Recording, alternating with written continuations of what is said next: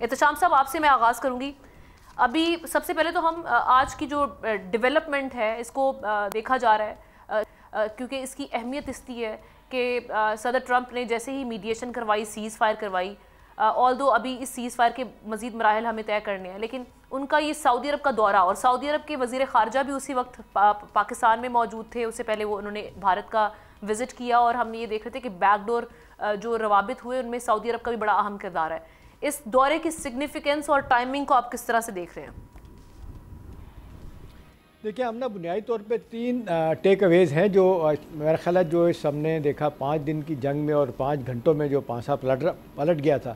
ایک تو یہ ہے سب سے پہلے پاکستان کی فتح یا پاکستان کی ایئر فورس کی فضائی برتری، اور دوسرا کہا جا رہا ہے بڑے واضح طور پہ کہ یہ 2019 میں جو کشمیر کا جو سٹیٹس تھا، جس طرح انہوں نے ختم کیا تھا ایک خصوصی حیثیت کو، وہ کہتے ہیں 5 اگست 2019 کا سٹیٹس کو شٹر ہو گیا. یہ بہت امپورٹنٹ بات.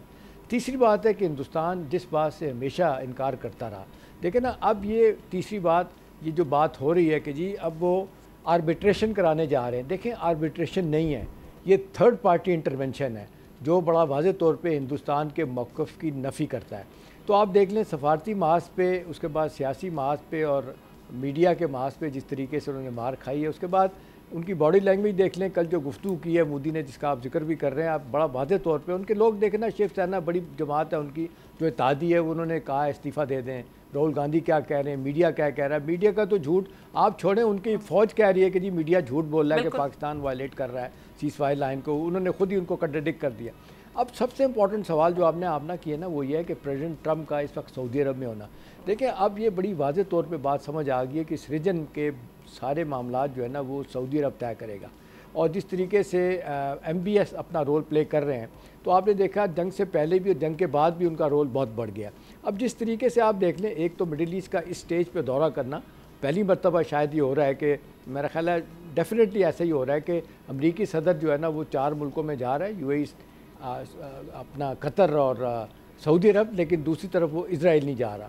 ایک تو ان کا بڑا واضح طور پہ اختلاف نظر آ رہا ہے، جو امریکی اخبارات آج بھی دیکھ لیں، نیو یارک ٹائم کہہ رہا ہے کہ دونوں پول اپارٹ ہوتے نظر آ رہے ہیں، پریزیڈنٹ ٹرمپ اور نیتن یاہو.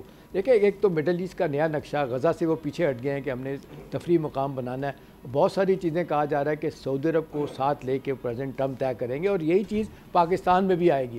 اچھی بات ہے. میں آپ کو بڑا واضح طور پہ ایک بات بتاؤں، معزز خان لہجہ تھا ہماری، ہم نے دیکھا سعودی عرب کا، باقی ممالک کا جنگ سے پہلے. اب ان کو لگ رہا ہے کہ جی پاکستان نے جس پوزیشن آف اسٹرینتھ سے نہ صرف میدان جنگ میں بلکہ سفارتی محاذ میں بھی کامیابی حاصل کیا ہے، تو وہ ہماری طرف آنا شروع ہو رہے ہیں. ان کو بڑا واضح طور پہ لگ رہا ہے جو ہمیشہ سے تھا کہ کسی ایونچویلٹی میں پاکستان ان کے ساتھ کھڑا ہوگا، کیونکہ جنگوں میں اسلحہ کم، آپ کا دینی جذبہ اور حمیت اور انکریجمنٹ آپ جس طرح ہوتی ہے آپ وہ لڑ رہی ہوتی ہے. تو ان کا احساس ہو رہا ہے الٹیمیٹلی ریسکیو پاکستان کرے گا.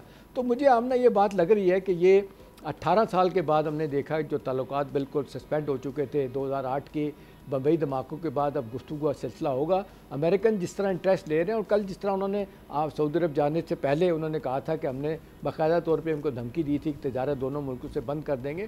مجھے لگ رہا ہے کہ ایک دنیا کے نقشے پہ پریزیڈنٹ ٹرمپ اس بات پہ آمنا برتری حاصل کرنا چاہتے ہیں کہ آئندہ جنگوں کا سلسلہ وہ ختم کرنے جا رہے ہیں. ابھی دیکھ لیں پوٹن کے خلاف جس طرح سیدھے ہو گئے ہیں، وہ بڑا واضح طور کو لائن دے رہے ہیں کہ آپ کو جنگ بند کرنا پڑے گی. تو میرا خیال ہے اسی طرح مڈل ایسٹ میں بھی اپنا رول پلے کر رہے ہیں. کسی کو اندازہ نہیں تھا کہ یہ، لوگوں کا خیال تھا کہ جی جس طرح ٹرمپ نے کہا تھا جی اپنے طور پہ لڑیں مریں ہم نے کچھ نہیں کرنا، لیکن جس طرح لاسٹ منٹ پہ انٹرونشن ہوئی اور آپ نے دیکھا آج آپ کا دیکھیں بڑا اچھا انٹرویو ہے جو انہوں نے رپورٹ تھی کہ یہ بہت خفیہ جنگ، خفیہ رپورٹ تھی. اور آپ نے دیکھیں اسحاق ڈار صاحب جو انٹرویو دیتے ہوئے باہر کے نمائندے کو کہہ رہے ہیں، سی این این کے نمائندے کو، کہ مارکو روبیو نے مجھے کہا، دیکھیں غلط کوٹ نہیں کر سکتے اسحاق ڈار صاحب، مارکو روبیو نے مجھے کہا کہ جی بھارت جنگ بندی چاہتا ہے. لہذا یہ بلف ان کا کال ہو گیا کہ جی پاکستان کے کہنے پہ ہوا. اب دیکھیں سب سے امپورٹنٹ بات ہے جو بہت ہی معتبر امریکہ کا جو دفاعی جریدہ ہے دی نیشنل انٹرسٹ، وہ کیا کہتا ہے کہ پاکستان نے فضائی میدان میں ہر میدان میں برتری حاصل کر لی ہے. تو اب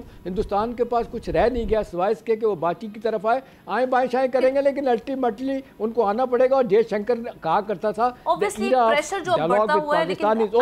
ختم ہو رہا ہے. اور احتشام صاحب ایک اور چیز ہے، ایک فیکٹر کو ہم نہیں وہ بھلا سکتے جو ہم نے ابھی پیٹرن دیکھا ہے ابھی تک.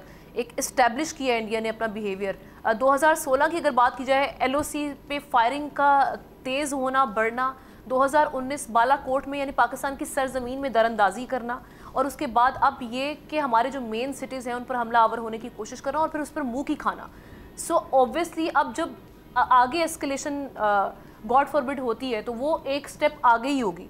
جنگ کا خطرہ آپ کو اب لگ رہا ہے کہ جیسے ہم سوچ رہے ہیں کہ اوبویسلی لیک آف ایک ٹرسٹ بھی دیکھ رہے ہیں, گریونسز بھی دیکھ رہے ہیں اس سائڈ پر اکراس دا بارڈر, خاص طور پہ جس طرح سے اس کو بڑا گلوریس بنایا جا رہا تھا, جنگ کو سیلیبریٹ کیا جا رہا تھا, اور ابھی بھی آوازیں اٹھ رہی ہیں کہ حملہ کر دو, یہ کر دو. تو آپ کو لگ رہا ہے کہ جنگ کا خطرہ ٹلا نہیں ہے, مودی صاحب دوبارہ اسکلیشن کی جانب جا سکتے ہیں؟ دیکھیں ہم نا ایک تو یہ کہ میں چاہوں گا کہ جو مودی نے کہا تھا بہاولپور میں ہم نے ٹیرر کا جو ایک تھا نیٹ ورک اس کو توڑ دیا, آپ دیکھتے ہیں مسلسل وہ کلیم کرتے رہے ہیں. مولانا مسعود اظہر تو وہاں نہیں تھے, ان کے بھائی کو انہوں نے کہا کہ ہم نے مار دیا, ان کے بھائی ٹی وی پہ آ کے کہتے بھائی میں تو زندہ ہوں. ایسے ہی جیسے پہلگام میں ایک میاں بیوی یا لڑکی لڑکا تھے جن کو کہا گیا مار دیے گا, تو کہا ہم زندہ ہیں, ہم تو نہیں مارے گئے. دیکھیں اسکائی ٹی وی پہ آ کے جس طریقے سے انہوں نے اپنے عطا تارڑ نے کہا ہے کہ جی ہندوستان کے پاس صلاحیت ہی نہیں ہے کہ وہ پانی روک سکتے ہمارا. اب آپ کے سوال کی طرف آ جاتے ہیں. دیکھیں ہم نا اب ہندوستان میں پتہ کیا بحث ہو رہی ہے, وہاں پہ بحث ہو رہی ہے کہ اگر نور خان بیس کے اوپر یہ حملہ نہ کرتے تو پاکستان اتنی شدت کے ساتھ حملہ نہ کرتا.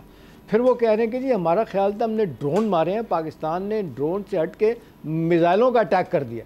دیکھیں ذرا سی مس کیلکولیشن آپ کو کہاں سے کہاں لے جاتی ہے. سبسکرائب کریں اور بیل دبائیں تاکہ کوئی خبر رہ نہ جائے.